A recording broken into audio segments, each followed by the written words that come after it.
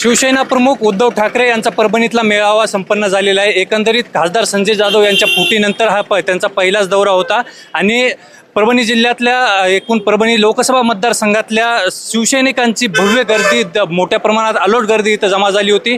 आपल्यासोबत सभेच्या नंतर काही शिवसैनिक आहेत, काही कार्यकर्ते आहेत, पदाधिकारी आहेत। या मेळाव्यातून नेमकं काय आवाहन केलं ठाकरेंनी, संजय राऊतांनी जाणून घेणार आहोत। हे काय उद्धव ठाकरेंनी काय आवाहन केलंय परभणीकरांना? उद्धव ठाकरे आज परभणीत आले होते, त्यांनी मेळावा घेतला। तुम्ही बघितलं असेल, फक्त पदाधिकाऱ्यांचा मेळावा होता, पण त्याला एक विराट सभेचं स्वरूप आलं होतं, कारण एवढे मोठ्या प्रमाणावर शिवसैनिकांची गर्दी या ठिकाणी जमली होती। हॉलमधली जागा अपुरी पडली, बाजूची हॉलमधली अपुरी पडली, बाहेरसुद्धा लोक तेवढेच होते, सैनिक उभा होते, कारण हा शिवसेनेचा बालेकिल्ला आहे। इथली जनता, इथले शिवसैनिक बाळासाहेबांच्या विचारावर आणि शिवसेनेवर प्रेम करणार आहेत। आणि जी आमच्या खासदारांनी गद्दारी केली, ती गद्दारी कोणालाही पटलेली नाही, त्यामुळे इथला सैनिक हा पेटून उठलेला आहे। आणि उद्धव साहेबांनी तीच अपेक्षा व्यक्त केली की मला उद्याच्या येणाऱ्या 2029च्या निवडणुकीमध्ये या जिल्ह्यातले चारही आमदार आणि खासदार हा शिवसेनेचा पाहिजे, कारण ही परभणी जिल्ह्याचा एक इतिहास आहे। जी एक म्हण आहे आपल्याकडं, जगात जर्मनी आणि भारतात परभणी, त्याप्रमाणे परभणीचा इतिहाससुद्धा आहे की इथं गद्दारी करणाऱ्याला मातीत गाडलं जातं। आणि उद्धव साहेबांनी आमच्याकडून अपेक्षा एकच व्यक्त केली की आता पुन्हा नव्यानं इतिहास लिहिण्याची या ठिकाणी वेळ आली, आणि म्हणून त्यांनी शिवसेनेकडे आव्हान केलंय, जसं तुम्ही आजपर्यंत शिवसेनेवर प्रेम केलं तसं भविष्यात सुद्धा शिवसेनेवर असंच प्रेम करा, आणि कुठल्याही गोष्टीला तुम्हाला आम्ही कमी पडणार नाहीत। आणि विकास काय असतो, जेव्हा आपली सत्ता येईल तेव्हा विकास आम्ही या ठिकाणी करून जाऊ। पुन्हा एकदा नव्यानं इतिहास घडवण्याचा उद्धव ठाकरेंनी सांगितलंय। काय इथला इतिहास आहे, काय शिवसैनिकांचं निष्ठा आहे?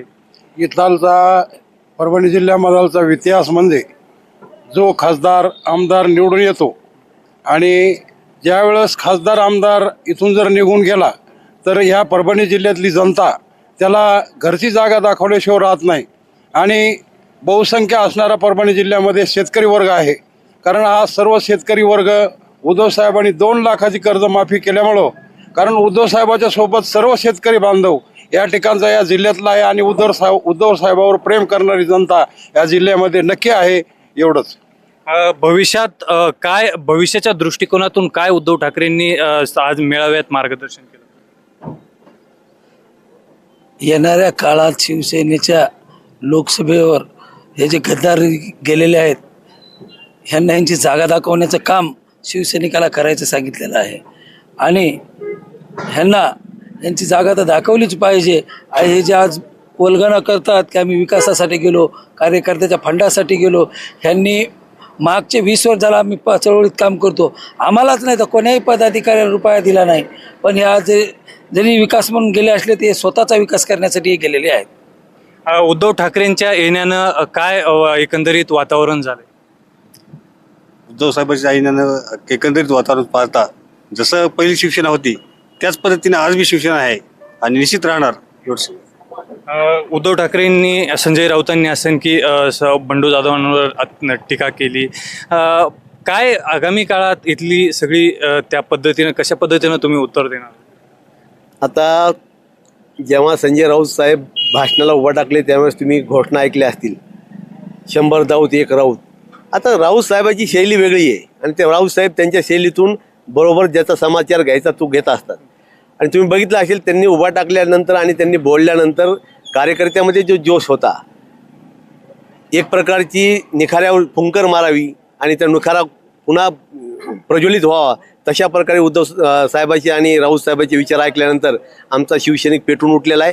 आणि येणाऱ्या काळामध्ये ज्यांनी गद्दारी केली त्याची राख रांगोळी केल्याशिवाय, त्याला जाळून टाकल्याशिवाय सैनिक स्वस्थ बसणार नाही। मेळाव्यातून काय संदेश घेणार? मेळावा हा कार्यकर्त्यांसाठी झालेला आहे, आणि ह्या मेळाव्यातून सर्व शिवसैनिक आता पेटून उठतील आणि या कामाला लागतील। कामाला लागल्यानंतर आता जी गद्दार परभणी जिल्ह्यातून जी गद्दारी झाली, या गद्दारांना गाडल्याशिवाय थांबणार नाहीत। काय तुमची काय भावना आहे? आतापर्यंत माहिती आहे ना, खासदार जे फुटले त्याचं आतापर्यंत ते आलं का? कुठं पोस्टवर दिसलं नाही, काय नाही। तसा खासदार ही दुमार कुठं दिसणार नाही, उकोंड्यावर सुद्धा दिसणार नाही, असं आहे।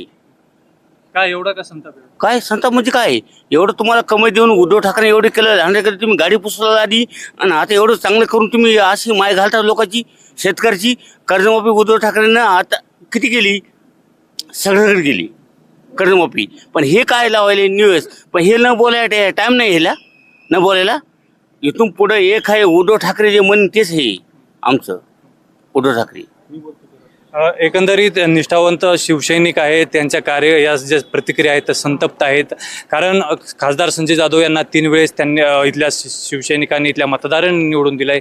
आगामी काळात पुन्हा काय घडतं किंवा काय समीकरण राहतात हे आपल्याला पाहावंच लागणार आहे. पण आता तरी सध्या ठाकरेंचे सैनिक जे आहेत ते तीव्र संताप व्यक्त करत आहेत संजय जाधव यांच्याबद्दल. राजेश लटपटे, story.com, परभणी.